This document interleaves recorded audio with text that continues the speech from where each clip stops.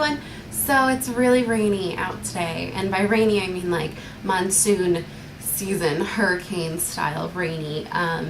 It's been raining for hours, and it rained all last night, and the winds right now are ridiculous. Like I was out shopping before and driving around, and like my car was getting blown away, and it's like not a tiny car. So yeah, terrible weather outside, but that means that pretty much everyone's stuck indoors, which is fine by me. I don't mind that at all, but I did get to go out and do a little shopping today, so I'm going to do my first haul video, I guess. And I kind of got to go to two places before I decided I couldn't weather the weather anymore. The first place I went to was New y&co, which is where I pretty much get all of my clothes these days because they're cheap, and I like most of the clothes they have. So I went there, and then I went to Ulta because they were kind of near each other. Kind of. And I had to pick up a couple of things there.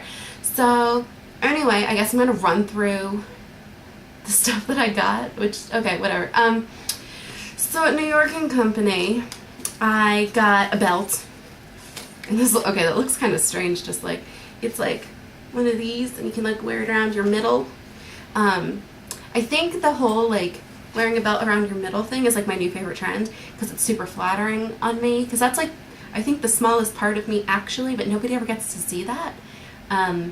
You know, because usually it's like tight on your hips, or it's tight on your boobs, or like wherever, and then the middle kind of gets, I don't know, lost somehow. So I really like this whole new belt thing. I think it's fabulous. So I've been doing that for a while, and I needed a new black one that wasn't so boring. So anyway, I got that, and I got this little like clutch bag, and the color is going to be totally distorted on this camera.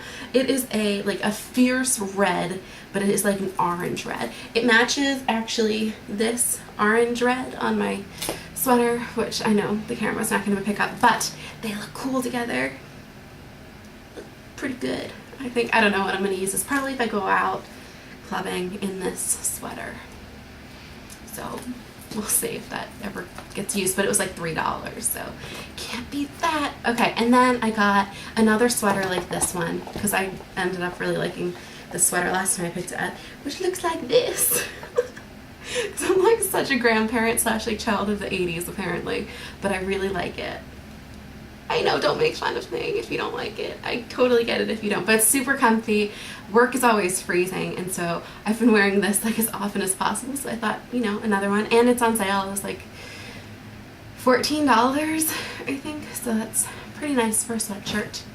And then I got this weird zebra print shirt too. It was like $5, super on sale. It's really enormous, but I've discovered that I have so many like cardigans and like sweaters to wear over things. I don't really have a lot to put on underneath them, so I got this, and it looks like a nightshirt slash like a dress, but it's one of those if you put like the belt in the middle and then like a cardigan on top of it. Super cute, so that's nice. And then I really needed a new white tank and or cami, whatever, and so they had these, and they were like, it was like on clearance. It has one of these like bras in it, like the built-in bras. I cut those out. Those things are ridiculous, and they never fit right. So yes, but you can cut them out if you need to save a shirt by doing that. So like this, I just really needed it. It was, yeah, cheap again, obviously. And then I got this thing. I don't know what they're called these days. It's pretty much what like a sweater duster used to be. It's like long, but it doesn't button or anything like that. It just kind of like hangs open and has like 3/4 length sleeves. So it's like not too bad for the springtime. So I figured it would be good again for work, just to keep me a little bit more warm and to be a little bit on the modest side. So that was my New y&co haul, I guess. And then I went to Ulta, and I was looking for a new like flat iron like straightener, because I don't know, the more I thought about it, the more I realized like I use a straightener pretty much not every day. I'm trying to do this new thing now where I don't use any heat on my hair during the week, and then I just use it on the weekends. So yeah, I think that will be good for my hair, but I decided I really should probably try to look into getting a good flat iron that's not going to damage my hair as much as my like cheaper ones have been. And now that like I can kind of afford one, I figured why not. So I didn't really know what I was looking for. I know that they sell cheese there, and I know that those get really good rave reviews, but they are still kind of expensive. $10 technically I was kind of looking for like a GHD because everybody raves about them like on YouTube these days, but they didn't have anything like that. So the closest that they had was an FHI, which I've also heard good things about. So I picked one up and it looks like this. It has ceramic plates, like I guess they're three, what did it say, like 3 times baked, 3-layer baked, some sort of ceramic plates. And I just used it for the first time. I'll probably have some sort of review up on this in the future once I kind of, I don't know, really start using it and gather a good opinion of the product or whatever. Initial impressions, fairly heavy duty compared to some of my other straighteners. It feels like there's weight to it. It's not heavy by any means, but the plastic seems to be a little bit more sturdy than other straighteners I've used. And the reason I've never actually invested in a good straightener, even though I've been using them since I was like 15, is because I keep breaking them. And so I was afraid that if I got one that was like kind of more expensive and it broke, like I'd be heartbroken and kind of upset at myself. So I've been avoiding it for a while, but I figured, you know, I might as well now. And now that I have this home and that I've gotten to play with it a bit, I feel a lot better about my purchase because it does seem quite sturdy, at least the design and construction so far.